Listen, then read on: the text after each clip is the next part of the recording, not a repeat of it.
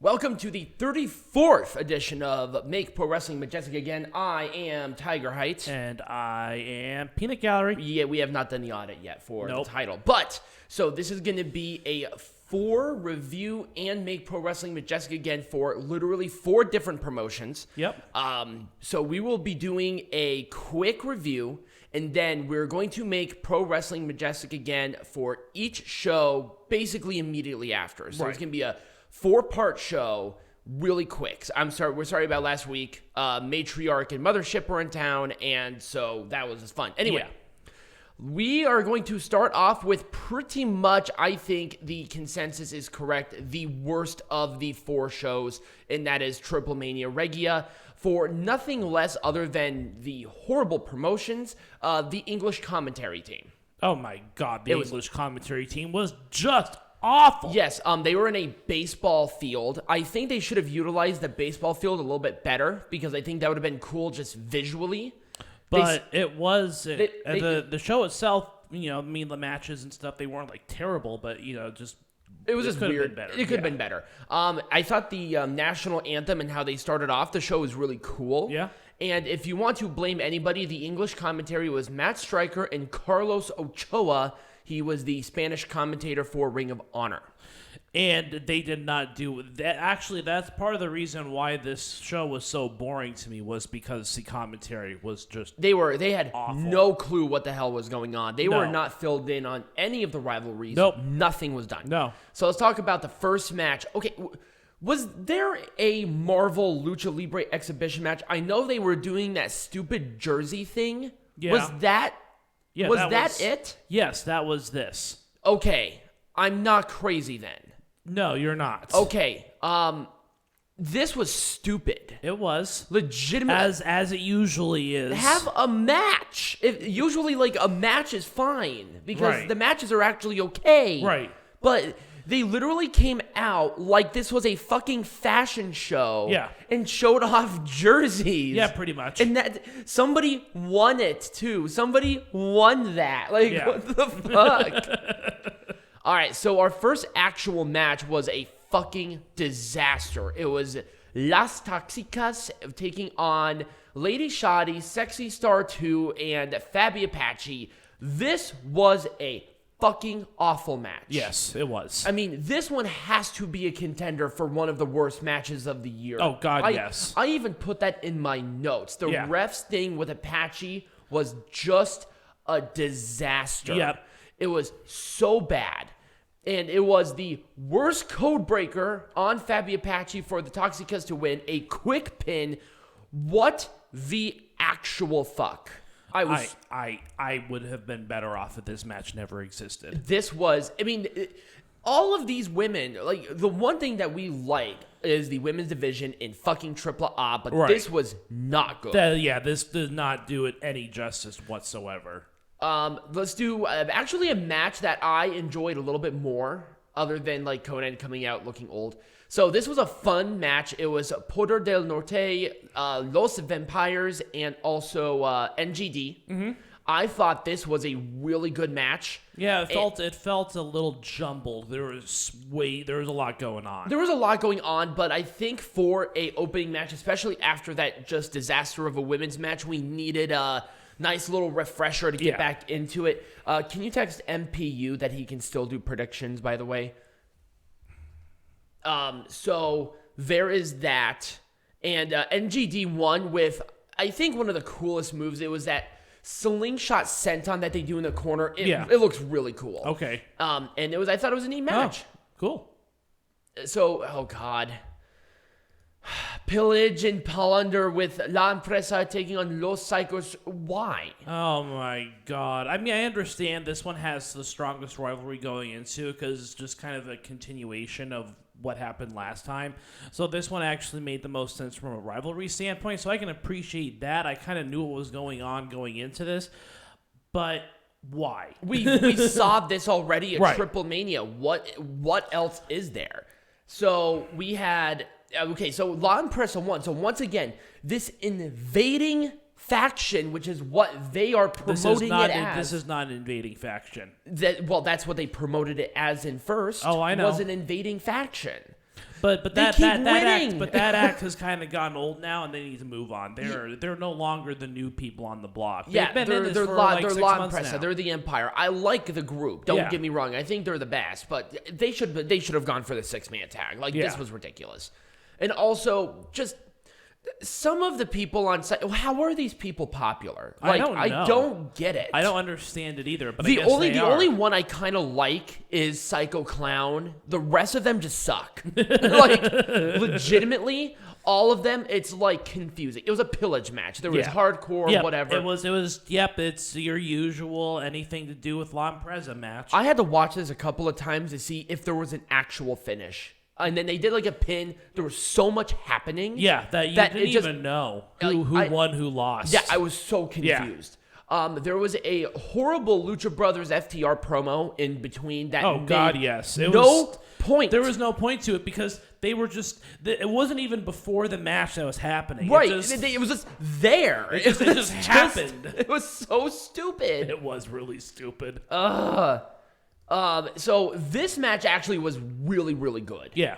La Faccion Ingobernable taking on. It was Laredo Kid and Willie Mack was the surprise guy, which I actually liked. I actually liked how Willie Mack was in there. And he looked great in Yeah. this match, too. A very fun match, very long. It was a long it match. was. They gave that a lot of time. I'm happy about that, though. Yeah. Because this was probably, up until now, this thing saved the show for me. Oh God, yes. And also, it was a incinerator for the win for La Faccion, which is great. Mm-hmm. I think them coming in at Triplemania and then them winning against Laredo Kid, who is a double champion there. That's screaming for death. I thought that was great. I liked it. This was probably the best match of the night up until this point. Yeah. Okay. I said this before, and I'm going to say it again. I don't. I am I'm done with Lucha Brothers versus FTR. I mean, I get it. Great mix of tag teams, whatever. But I also did not like FTR's whole Super America gimmick. I felt like that was way overblown. Right. That was way overblown. Also, and Vicky Guerrero didn't help at all. Right. She Okay. Yeah. Let's sucked. talk about Vicky Guerrero here. She said that her and Eddie moved from Mexico to America to make more money. Did they ever live in Mexico? I don't know. I don't think they ever did. I mean, Why are you bringing up Eddie? It's been 20 years. Because Eddie's popular down there. Oh my, I understand, but why are you trying to use... honestly, I think that was more disgusting than anything WWE did right when he died. Well, It was the cheapest of cheap heat. Oh, of course it's cheap heat. It was- I didn't like it at all. I was actually offended. I was legitimately pissed off throughout this whole match because of yeah, this. she was, and just the America against it's so stupid. They could have done that so much better. I liked the this- gear, but the whole pro America thing, it's like, do they really hate us? Like, I don't think so. But they that's did it. just They so did it. Stupid. They did this whole pro America thing so much better with Brian Cage, where they were literally leading a pro Trump group right during Trump's presidential Yeah, run. and that's kind of what it stank of, and it's like that act is so. You last got year. to give it a couple of years before you do something like right. this. It's just They like pseudo did it. You either do it all or you don't do it at right. all. It Exactly. it was so dumb. It was really dumb. I hated this. I did not. Why like, is Pagano popular? He sucks. I know. Why is Cain Valesquez wearing a mask? I don't know. That sucked. It was super. And then he took it off after the match. Why? So why did you have Cain Valesquez, probably the most popular person on that card? The reason why people tuned in to watch is because of Cain Valesquez. Why is he wearing I'm sorry. a stupid mask? I mean, he looked like fucking Daredevil. He did. It was terrible. But honestly, the entire reason that Americans were tuning in is Because it was of Cain Velasquez. Velasquez. It was LA Park, Ray Escorpion, and Taurus. Also, number one, why are they bringing back Rio de Jalisco? I don't know. He's been retired since like the 80s. Yeah, I know. And he's going into a program with LA, but he could barely fucking move. I know. He came out to distract them, and it was an armbar for the babyface team to win. But I was sitting there just flabbergasted on why Pagano is so popular. He was the worst wrestler out of all of these people by a mile. Yes. Oh God, yes. He is so like is it because of it has to be the face paint. It has to. There's no other reason other than him being a merch mover. That's it. At least with Psycho Clown, he has like this weird charisma about him. He has like all these kids, and he seems like it's weird, but I like it. Rey Escorpion is a great heel. Yeah. Taurus is just a badass in general, and LA Park. I mean, he's fucking LA Park. Right.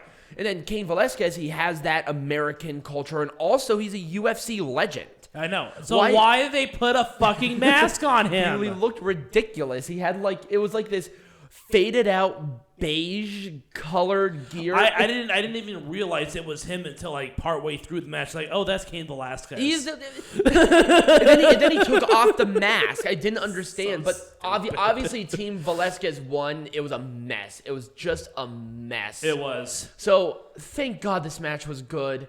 This was excellent. It was an excellent match. 5-way for the vacant AAA Mega Championship. Obviously, all these people are in it, and it was great. Yep.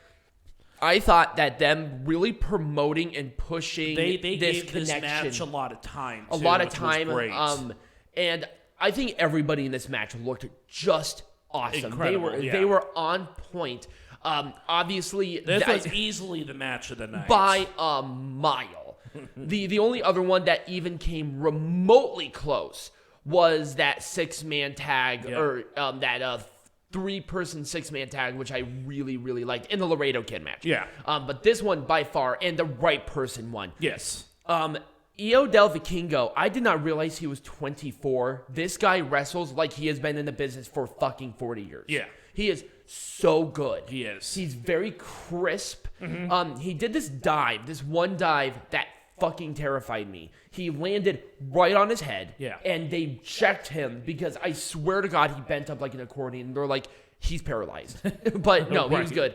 And it was a 0-5-4, just flawless move for the win. On Samurai del Sol, I'm surprised that he was the one who ate the pin. Out of all of them, he was the one who ate the pin. But, easily the best match of the night. Let's do a really quick Make Pro Wrestling Majestic again. I would not have done... A lot of these matches should not have been done. This was a disaster on every level. Not a great pay-per-view. I'm gonna make a Pro Wrestling Majestic again just overall. The English commentary team should have been somebody different. Like us. We were actually in consideration. Also, they did so many advertisements in between the matches, like live. It took me totally out of it. Yeah. I understand. But between the commentary, the bad matches, and all the advertisements, it felt like a regular show. This was Triplemania Regia. Right. Like, I don't know what you guys were doing. I wouldn't have done anything different with this match. Maybe kind of book the participants into the shows a little bit more to promote them maybe a little bit. Yeah, but we understand the last minute change sort of thing. But it was the right call. Yeah, it was well intended, but it was very poorly executed in my opinion. Just the show in general. Yeah. So, I would have done so many. We're not doing this sort of thing. No, we're just. Well, we kind of did it already. Yeah, we did. Yeah, so I can just take these off right now. Yep. Just some of it. Okay, the problem is with me. I believe if we probably understood Spanish and listened to the Spanish commentary, it would have been much different. I think so. But the problem is Spanish commentary was really into it. You could just tell, even just listening to. I even tried to find the Spanish commentary. I didn't have the time to go search for it. We had to watch 3 other pay-per-views within the span of that week. I wasn't going to watch one twice. Right. So that's about it. Triplemania Regia, not the strongest. Actually, was the weakest out of the 4 pay-per-views by a mile, and we definitely have a worst match of the year contender right here, and maybe even a contender for one of the best too. Yeah. So we will be back, and we are going to be talking about NWA Hard Times 2. All right.